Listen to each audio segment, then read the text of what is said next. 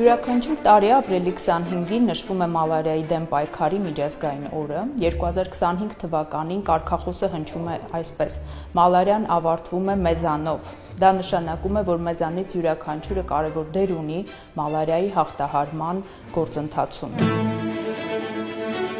Մալարիան ինֆեկցիոն հիվանդություն է, փոխանցվում է հիմնականում մոծակների խայթոցի միջոցով, բավականին մեծ տարածում ունեցող հիվանդություն է, 2023 թվականին 600,000 մարդ մահացել է մալարիայից, հիմնականում տարածված է տրոպիկական երկրներում, կարող է փոխանցվել երբեմն նաև հղիից նորածնին, այսինքն մորից պտղին, և կարող է փոխանցվել նաև արյան փոխներարկման միջոցով։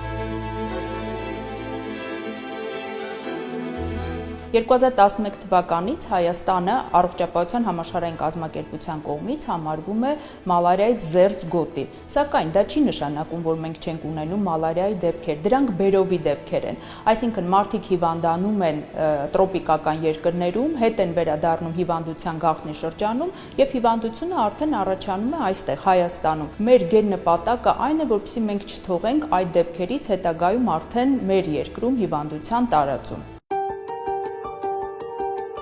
Ներկայումս կարևորվում է մալարիայի մասին խոսել, քանի որ ամռան սեզոն է և ճանապարհորդությունները ավելանալու են, հատկապես Հայաստանից ճանապարհորդությունները ավելանում են դեպի տրոպիկական երկրներ, այդ պատճառով չափազանց կարևոր է, որպեսզի մենք բարձրաձայնենք, խոսենք, տեղեկացնենք մեր ճանապարհորդներին, ինչպես պաշտպանվել մալարիայից։ Ճանապարհորդելուց առաջ չափազանց կարևոր է, որպեսզի ճանապարհորդները տեղեկացված լինեն, ինչպես խուսափել մալարիայից, այսինքն իրենց տրամադրվի համապատասխան տեղեկատվություն, արդյոք այդ երկիրը մալարիայի համար էնդեմիկ շրջան է, թե ոչ,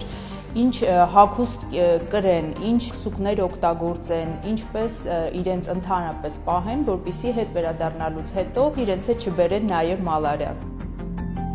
Մալարիայից պաշտպանվելու համար առաջին հերթին պետք է խուսափել մոծակների խայթելուց, այսինքն օգտագործել հատուկ քսուկներ, որոնք օգնում են, որպեսզի մոծակները չխայթեն,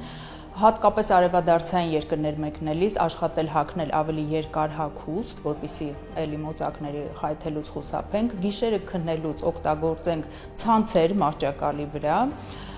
և հնարավորինս աշխատենք զերծ մնալ ցանկացած տեղ հաճախելուց, որտեղ որ մոծակների մեծ կոնցենտրացիա է։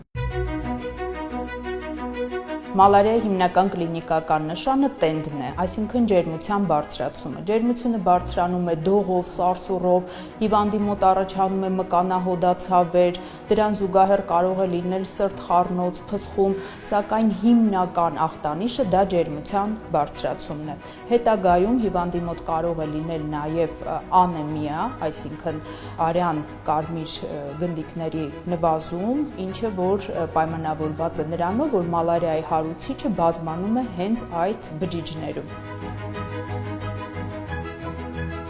Մալարիան բուժելի հիվանդություն է, այսինքն մենք ունենք բուժում մալարիայի համար, բուժման տարբերակները կախված են հիվանդության և բարդությունից և հարուցչի տեսակից, կարող է լինել ներերակային տարբերակ, կարող է լինել խմելու, հաբերի տեսակով, հիմնականում բուժումը տևում է 3 օր, հետագայում նաև կանխարգելիչ բուժում կարող է կատարվել հիվանդին։ Ծանր դեպքերում մալարիան կարող է ունենալ հետևանքներ, կարող է նույնիսկ ռեցիդիվներ առաջանալ մալարիայից, այդ պատճառով չափազանց կարևոր է նախ հնարավորինս վաղ ախտորոշել հիվանդությունը և հետո նշանակել համապատասխան բուժում, որպեսզի մենք խուսափենք բարդություններից։